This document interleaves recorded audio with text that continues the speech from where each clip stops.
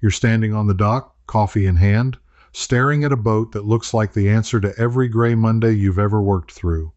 The listing said turnkey, bluewater-ready, price to sell because the owner's health is failing, and every word of that is engineered to keep you from looking where I'm about to make you look. Here's what 20 years in this business taught me. There are 7 sailboats that get sold over and over again to hopeful first-time buyers, and each one hides a repair bill big enough to swallow a retirement account. I've opened their bilges, I've read the surveys they didn't want you to see, and I can tell you exactly which boats I would physically stop a friend from signing for. Stay with me, because near the end I'm going to show you a 12-character code stamped into the hull of every one of these boats, and how reading it in 30 seconds tells you the truth the seller spent months hiding. I found it decoded in an old surveyor's reference, and once you see it, you'll never walk a dock the same way again. Let me take you back to a boatyard in Deltaville, Virginia, about 9 years ago. I was crouched under the stern of a pretty little cruiser, and when I pressed my thumb into the hull below the waterline, it gave, just softly gave, like ripe fruit. The broker was already talking about sunset sails. He had no idea I just felt $40,000 of hidden rot with one thumb. That's the moment I stopped trusting the dream and started building the case. So let's open the file. Boat number 1 is the one that fools more men my age than any other, because it promises you can have everything at once. The McGregor 26. On paper, it's genius. It sails, and then you drop a 50 or 60 horsepower outboard on the back, and it powers across the bay at nearly 20 miles an hour, faster than boats 3 times its price. The marketing sold a dream of speed and sailing in one cheap hull, and they moved thousands of them through the 1990s and into the 2000s. But here's what nobody explains at the boat show. That speed comes from water ballast. Instead of a heavy lead keel holding the boat upright, the McGregor uses a tank of water in the bottom that you fill and drain. Empty that tank to go fast, and you've got a light, tippy hull with almost no riding power. Fill it, and you're still carrying only about 1,000 pounds of ballast in a 26-foot boat that can carry a crowd up high on deck. The Coast Guard and the sailing press documented what happens next. These boats have been knocked flat and turned turtle in conditions a real cruising boat would shrug off. There are documented fatalities tied to exactly that stability profile. This is not a blue water boat. It's a trailerable weekender that got marketed to people who wanted to cross oceans, and the gap between those two things is measured in lives.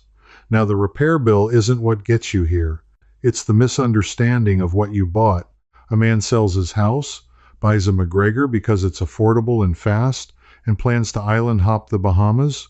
The first real weather offshore teaches him the difference between water ballast and lead, and by then he's 100 miles from help. So the McGregor isn't a money pit.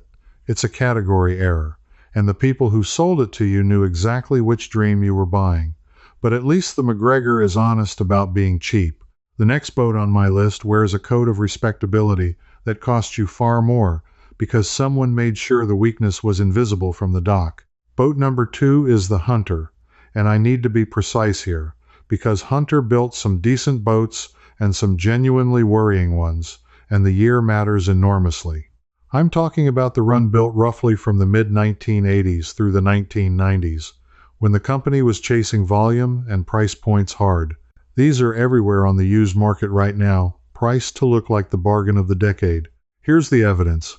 Many of these boats used a deck-stepped mast sitting on a compression post, with balsa or plywood coring in the deck and cabin top. Sounds fine, until water finds its way in around a fitting, a stanchion base, a chain plate, an old bolt someone never bedded properly.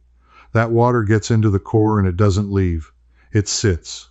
It rots the wood into black mush, and it does it silently, under a skin of fiberglass that still looks glossy and white. I've put a moisture meter on the side decks of these boats and watched the needle bury itself.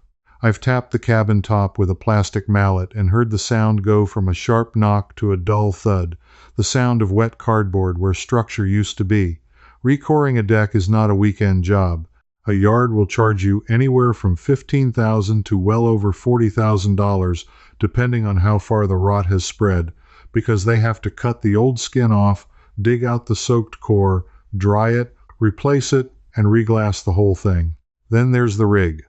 A deck-stepped mast transfers all its load down through that compression post to the keel. If the post or the surrounding structure has any softness, any water intrusion at the base, you can get the whole cabin top slowly deforming under rig tension. I've seen headliners that wouldn't sit flat anymore because the deck was quietly sinking a fraction of an inch under the mast. The suppressed cost is that the purchase price looks like a steal, 30 or 40% under a comparable boat, and the buyer thinks he's clever. He's not clever. He's paying the difference in installments to a boatyard over the next 3 years. Therefore, the cheap hunter and the expensive hunter are often the same boat, just measured at different points in the discovery process. And that brings me to the boat that taught the entire industry how to hide a soft deck, because the balsa problem I just described was practically invented by boat number 3, the Morgan Out Island 41. Now this one hurts to put on the list, because these boats have soul. Charlie Morgan drew a shoal draft center cockpit ketch that became one of the most successful charter boats ever built, produced in big numbers through the 1970s. They're roomy, they're comfortable at anchor, and the sailing world is full of people who love them. That love is exactly the problem, because it keeps these boats in circulation decades past the point where the decks should have been condemned. Here's the case against them. Nearly the entire deck and much of the superstructure is balsa cord, and these boats are now 40 to 50 years old. 50 years is a long time for water to find its way through hundreds of deck fittings. On a huge percentage of surviving out islands, the decks are soft somewhere. Not might be, are. I've walked the side decks and felt them flex under my boots like a trampoline. The shallow bilge is the second exhibit. Morgan built these with a shoal draft to get into thin Bahamian water, and the trade-off is a bilge so shallow that any water in the boat spreads across the cabin sole instead of collecting low where a pump can grab it. Any leak becomes a flooding the living space problem instead of a bilge problem. Owners on the cruising forums described chasing water around the cabin for years, and the original iron floors and tankage. Many of these had steel or iron structural components and metal tanks that are now half a century into corroding. Replacing integral tanks on an old boat means cutting into the interior, and a full tank replacement plus deck recore plus rig inspection on an out island can easily run past the boat's entire market value. You'll spend $60,000 restoring a boat worth $35,000. So who profits when a 50-year-old boat with soft decks keeps selling for real money? Not the seller, usually. He's often a tired dreamer just trying to get out from under it. The profit was taken decades ago, and it was taken by the people who figured out that balsa core is cheap, light, and completely invisible to a buyer who doesn't know to tap the deck. The savings went into the builder's margin in 1974, and you inherit the bill in the present day. Now, I promised you this is a case, and every case has a moment where the pattern becomes clear, because it's not one bad builder. It's a whole era of boat building where the thing that made boats affordable is the exact thing that makes them dangerous to buy now, and boat number 4 proves that even the modern, shiny, European stuff isn't safe from it. The mass-production European cruiser with a saildrive. I'm talking about a whole category here. The Beneteaus, the Janiots, the Bavarias, built from the 1990s onward with a saildrive instead of a traditional shaft. These boats are gorgeous inside.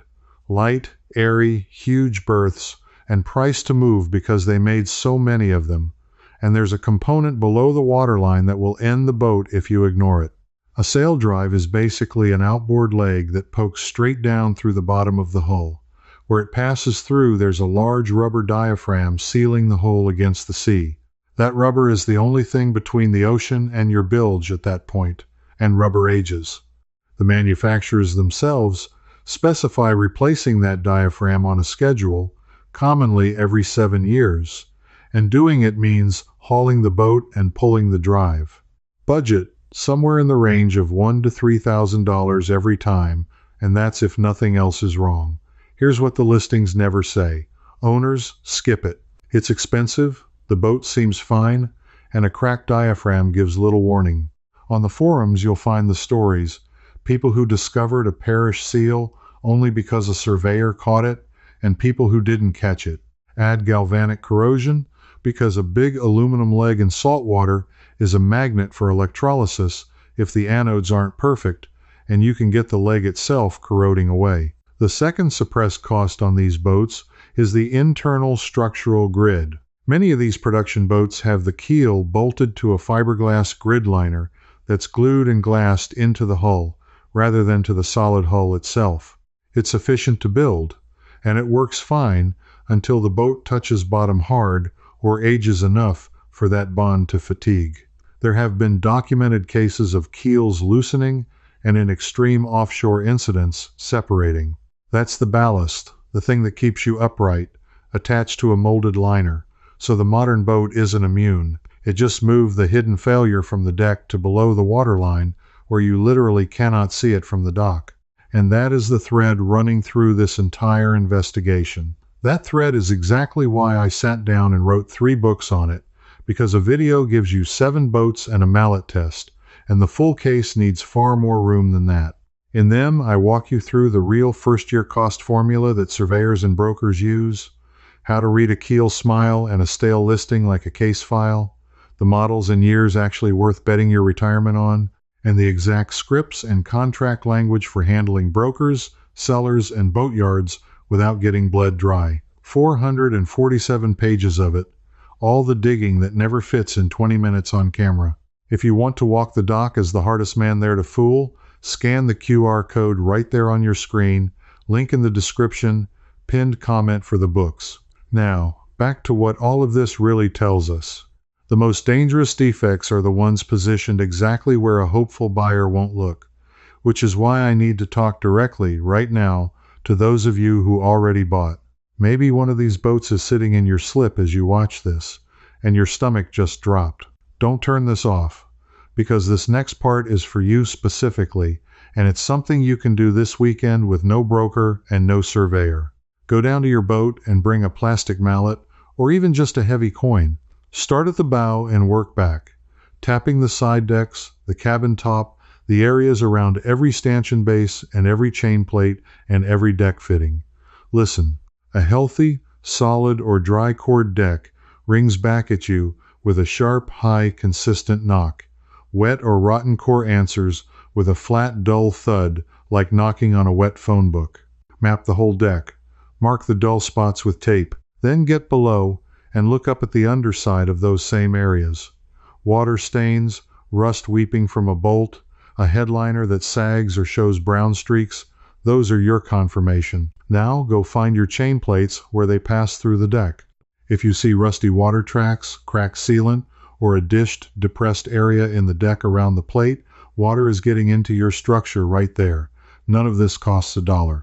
All of it tells you whether you're sitting on a sound boat or a slow-motion invoice. And if you've got a saildrive, check the date on your last diaphragm replacement in your records. If there's no record, assume it's overdue and get it inspected before your next serious passage. That single check has saved boats from sinking. You just have to know it exists. Most owners never do, because nobody profits from telling you. Now, back to the file, because we're not done, and boat number 5 is the one that fools the smart buyer, the guy who did just enough homework to be dangerous, the Irwin. There's an old joke in boatyards that Irwin stands for I win, because Ted Irwin sold you a lot of boat for the money. And that's true, that's exactly what he did. Through the 1970s and 80s, Irwin built big, roomy center cockpit cruisers, the 37s, the 43s, the big catches, at prices that undercut everybody. A 43-foot boat for the price of a 37-footer from a premium yard. For a buyer counting dollars per foot, it looks unbeatable. But dollars per foot is exactly the trap. The way you build a big boat cheap is you build it light and you build it fast. The evidence shows up in the details. Thin laminate in places that matter. Bulkheads that were tabbed to the hull with minimal fiberglass, so over the years and under load, they let go, and you find a bulkhead that's no longer actually attached to the boat on one edge. Interior joinery that was structural on paper but never really did the job. I've been aboard Irwins where the rudder had developed serious play because the internal armature had corroded and the whole blade was working loose on its stock. Rudder repair or replacement on a big center cockpit boat is a five-figure job. I've seen deck hardware pulling up because the backing was inadequate underneath, and the tall rigs on some of these carried loads the structure grudgingly accepted when new and complains about loudly at 40 years old. Here's the suppressed cost, and it's a subtle one. These boats survey as a bargain because the price is low, so the buyer talks himself into it. Then reality arrives in pieces. Retab the bulkheads, a few thousand. Rebuild the rudder, several thousand more. Rebed all the deck hardware with proper backing plates, another chunk. Address the chain plates. None of it is fatal on its own. Together, over 3 years, it's the difference between the Irwin and the quality boat you talked yourself out of, and now you've paid the quality boat price for a boat that will always resell as an Irwin. Therefore, the lesson sharpens. It's not enough to avoid the obviously cheap boat like the McGregor. You have to see through the boat that's cheap in the ways you can't see. And the next one on my list is where that lesson gets truly strange, because boat number 6 is one of the toughest, most overbuilt boats ever made, and I still won't sell it to a friend. The Westsail 32. If you've spent any time reading about cruising boats, you know the reputation. This is a double-ended, heavy displacement, full keel blue water tank built in the 1970s, the boat that launched 1,000 cruising dreams after it got splashed across a magazine and people started calling it the boat that could take you anywhere. And the hull genuinely can. These things are built like bank vaults. So why is it on my list? Because seaworthy and sensible are not the same word, and the Westsail is the proof. It's brutally slow. The old sailor's nickname for it is the wet snail, and it's earned. Heavy displacement plus a modest rig means that in light air, which is most air, you barely move. Passages that a modern boat knocks out in a week can stretch into misery on a Westsail. And here's the trap that follows from that, the part the romantics never tell you. Because the boat is so tough and carries so much, owners load it, and load it. Every spare, every tool, every tank topped off, a workshop's worth of gear, because she can take it. Except a heavily loaded, already slow boat sits down on her lines, gets even slower, and the beautiful sea-kindly motion turns into a wallow. Owners on the long-distance cruising forums have written honestly about this, about buying the dream and then realizing they'd chosen a boat that turns a 2-week passage into a 3-week endurance test. Then there's the age and the systems. A 1970s boat, however strong the hull, has 40-plus-year-old everything else. The original engines in many of these were small and are now ancient, and a repower runs you $15,000 to $25,000 installed. The bowsprit and boomkin hardware need real inspection because the entire rig loads through them. Teak decks, where fitted, are their own slow catastrophe of leaking fastener holes. So the Westsail isn't a money pit because it's weak. It's a trap because its greatest strength seduces you into ignoring whether it fits the life you actually want to live. A friend who wants to cross an ocean once and live aboard slowly maybe.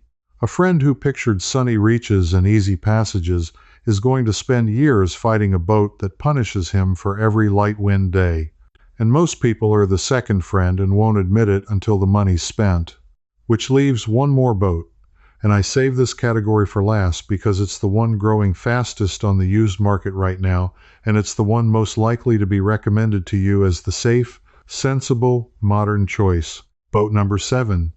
The volume production Bavaria and its close cousins from the same era of cost-driven European building. I already touched the saildrive issue, but the Bavaria specifically deserves its own file because of how these boats were built to a price at the factory. Assembly line production, huge volumes, and a structural philosophy of a molded inner liner doing a lot of the work. The interior isn't just furniture. Large parts of it are structural, bonded in, and when it's done well, it's fine. And when the bond ages, you get creaks, movement, and eventually real problems that are miserable to access because the structure is buried behind the joinery. The evidence buyer's report includes keel to hull issues, where the joint between the ballast keel and the hull develops the dreaded smile, a crack in the fairing along the leading edge that signals the keel is working against its mounting. Water intrusion into the bilge that shouldn't be there. Chain plate and rigging attachment points that were built light. Deck hardware and window seals that leak with age. And these boats used a lot of glued-in windows and hatches that become chronic leakers as the sealant gives up. The suppressed cost here is different from the old boats. On a 1970s boat, you expect to restore it. On a 15 or 20-year-old production boat, the buyer expects modern reliability and gets blindsided when the keel joint needs attention or the standing rigging is due. Standing rigging, by the way, and this is true across every boat on this list, has a service life. The insurance industry and the riggers generally want the standing rigging replaced somewhere around 10 to 15 years, or 15 to 20 at the outside, and a full re-rig on a 35 to 40-foot boat runs $8,000 to $15,000. A great many boats for sale are carrying rigging well past that age, and the seller is quietly hoping it becomes your problem. So there's the pattern, laid out flat. 7 boats, 3 eras, and 1 common thread. In every single case, someone made a boat cheaper or faster or roomier by hiding the compromise exactly where a hopeful buyer won't think to look, and then the market kept passing that hidden compromise from owner to owner, each one hoping to be gone before the bill came due. Now let me give you what I promised at the start. The thing that lets you cut through all 7 of these cases in about 30 seconds, standing on the dock before you've spent $1 on a survey. This is the piece I found buried in an old marine surveyor's reference, and it's the single most useful thing I know that almost no first-time buyer uses. Every fiberglass boat built for the United States market since 1972 carries a hull identification number.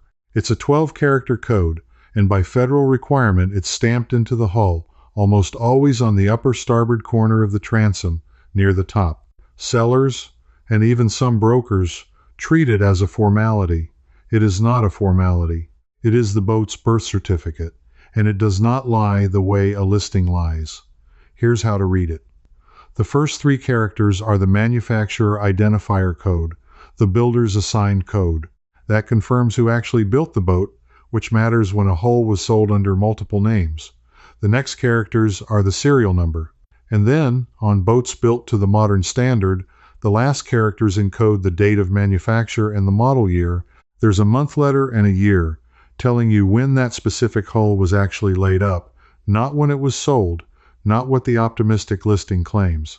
Why does this crack every case I just showed you? Because the single most important variable on every one of these boats is the exact year and month it was built. The good hunter versus the worrying hunter. The Morgan built before or after a production change. The Beneteau built when the grid design was one way versus another. The rig that's now provably past its replacement window. The hen lets you stand there and establish the true age to the month in front of a seller who's been rounding the boat's age down for years. And here's the move that separates the investigator from the dreamer. You take that hen and that build date, and before you drive to see the boat, you go to the cruising forums, the owner associations, the Coast Guard recall database, and you search that model and that year. You find the people who already owned exactly this boat from exactly this production run, and you read what broke. The soft deck years, the keel smile years, the saildrive vintages, the recalls. It's all been written down by owners who paid for the education, and it cost you nothing to inherit it. The truth was always there, stamped into the transom, written up on the forums by the people who bled for it. The industry just buried it under sunset photos and turnkey listings, betting you'd never crouch at the stern and read 12 characters. Now you know to read them. That one habit will save you more money than any survey, because it tells you whether the boat is even worth surveying before you spend $600 finding out. Here's what I want you to carry away from all of this. The sailing dream isn't a lie, but the way it's sold to you leaves out the exact information that decides whether it becomes the best years of your life or the fastest way you ever drained your savings. Every boat on this list has made someone genuinely happy, and every one of them has quietly bankrupted someone else, and the only difference was who knew where to look before they signed. You're the kind of buyer who'd rather know the ugly truth now than discover it under the waterline later, or you wouldn't have watched a grown man talk about balsa rot for this long. That instinct is the most valuable thing you own in this process.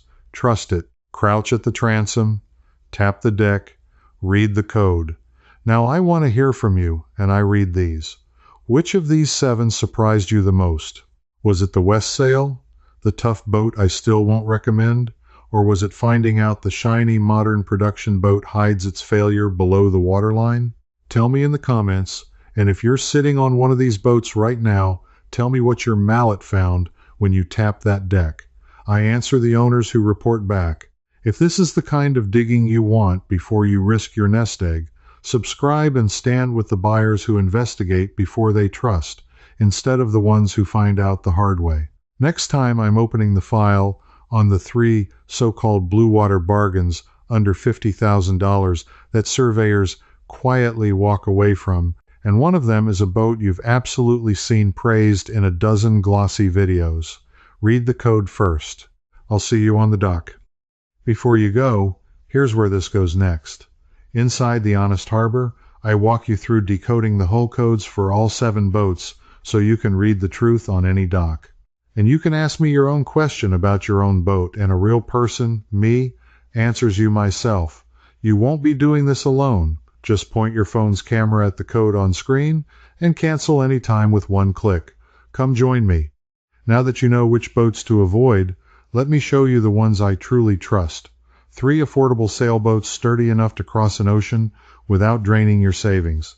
That one's starting right here.